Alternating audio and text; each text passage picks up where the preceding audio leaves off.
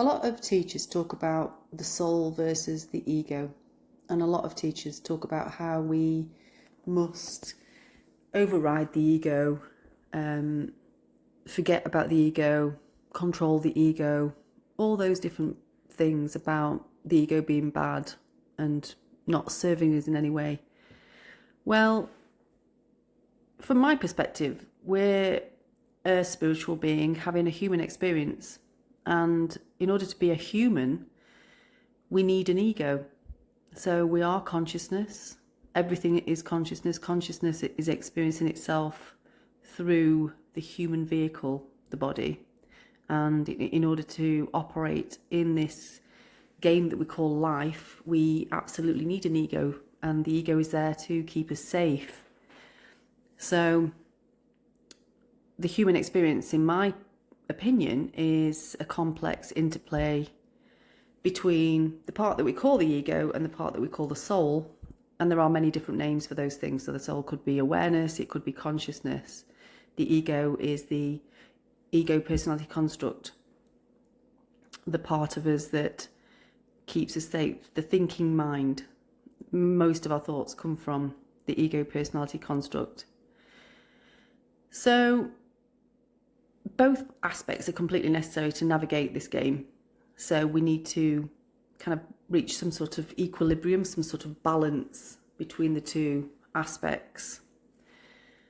And often we can think of the different aspects as love versus fear, soul versus ego, but it's not really a fight against, it's really sort of a coming together of. So the ego isn't bad.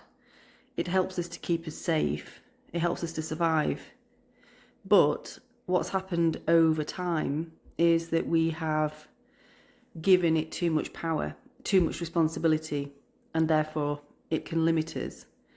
And it's now becoming apparent in many areas of the world and in our lives, and everything is reflected within us, that's happening within us is reflected externally without, in society, in the world as a whole, but within our own bodies.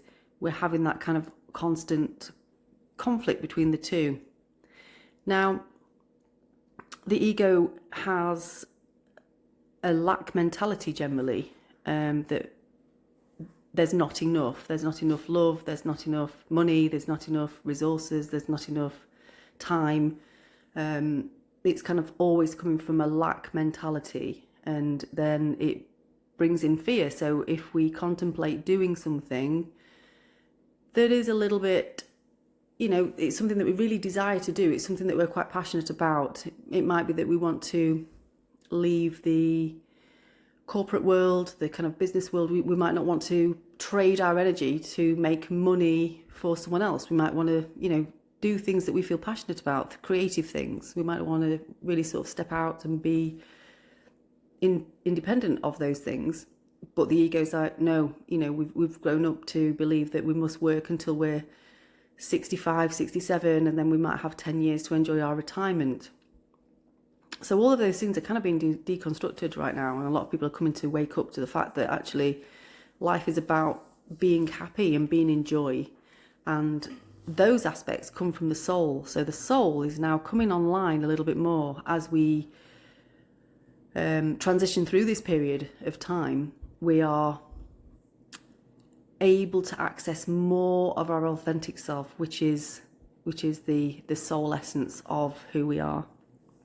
And the soul essence comes from knowing that it's abundant, knowing that it's not in competition with anybody or anything else, whereas the ego feels like everybody else is a threat and we're in competition with them, and it compares against them, to them. The soul has prosperity mindset or mentality. It recognizes that we are all ultimately one, but that we are all unique individual expressions of the one. And that unique individual expression is such a beautiful note within each one of us. And the soul encourages us to really find and express that element, that aspect that is within us, is within us all. So in my everyday working life with clients, and just with my relationships and with everybody that I interact with, I'm starting to look at people in a very different way. So there is less judgment, because I'm understanding that people are coming from this fear lack mentality. If there is some sort of conflict in my experiences with people, I'm starting to realise that it's coming from there, and it's not something that's about me. It's really just me observing that and just coming from a space of love for that. And more people, in my experience, are seeking out assistance to ultimately access more of who they really are. So, and that might present itself in many ways. So it might present itself in problems in life, in difficulties that arise, in health issues, or in relationship breakdowns, or things that are quite difficult to navigate, definitely from the ego perspective, and the old ways of dealing with things, kind of like suppressing them and just moving on, are not really working anymore. It's these things that are now coming up that are not really who we are, that people are having to deal with. And that's what I absolutely love to do. I've been on this journey for a very long time and have looked at lots of the false beliefs about my own self, my own existence, and it's got me to a place where I'm able to now to help other people with that, and that's something that I'm incredibly passionate about.